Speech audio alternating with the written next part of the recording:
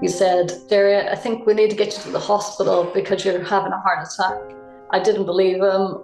I said, people like me don't have heart attacks. Do I look like someone that would have a heart attack? And I was very wrong.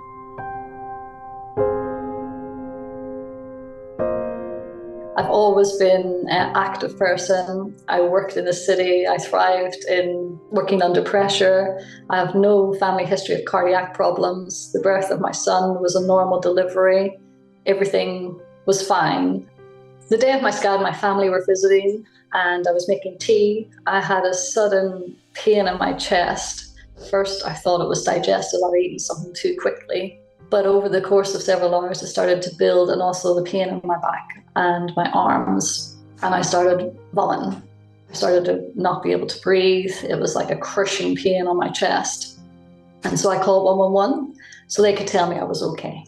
They said I needed to take some aspirin. They were going to send an ambulance. It sounds like I'm having a heart attack.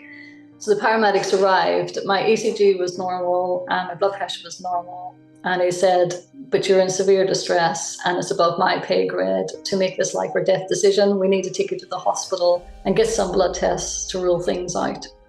So I thought, well, the paramedic is telling me this and my little boy's upstairs asleep. Well, let's just go get it checked out. I still was in denial at this point that this was a heart attack, particularly as my husband had said previously, Geri, with my work, if you were having these symptoms, we would hand you to the paramedics.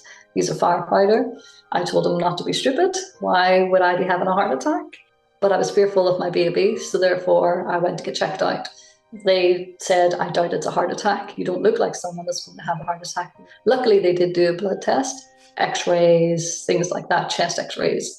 And several hours later, there was a rush into the trolley area that I was on, and I was whisked down the hospital into the resuscitation ward.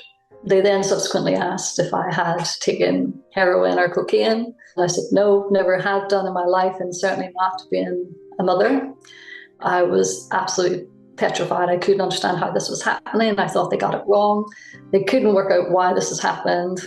I arrived at Basildon to have my angiogram done, and Dr. Keeble was the cardiologist. When I woke up, he did say that it was SCAD. It was a tear in my circumflex artery. And he would refer me to Dr. Al Husseini, his colleague, who's a specialist in London.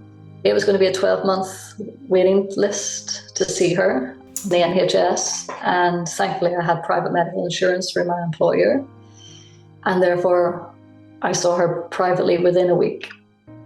And if it wasn't for that, I would not have made the recovery that I have today. So I needed 8 weeks of practical bed rest. I couldn't do anything other than attend the baby. So to go to a complete stop for me was completely alien. She did also explain that it'll take approximately a year or so to physically recover, but maybe up to 2 years to emotionally recover. And she's absolutely right. My physical recovery is almost complete. I'm still going with my emotional recovery. It's very hard to deal with as out of the blue as well, particularly as I did nothing to, encourage this. I was always fit, healthy. I never knew anybody like me had a heart attack. That's why I didn't believe or trust in anything, even that my husband was saying. So I think more needs to be done in helping people understand that actually it does occur. My advice for any recent diagnosed P-SCAD patient is to be gentle on yourself. That's very hard to do, but it's okay to do. Your baby loves you and will get the best of you, but take the time for you to recover as fully as possible. Lean on your family to help.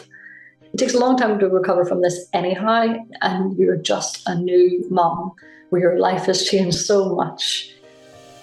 The work of P-SCAD is phenomenal because I went from being alone to having a really strong network of others that have been through this, are going through this, and have survived this. There's hope at the end of this tunnel, and without them, I honestly wouldn't be where I am in my recovery. From the support group, the trustees, all the education materials, it has been phenomenal in terms of helping me through my recovery.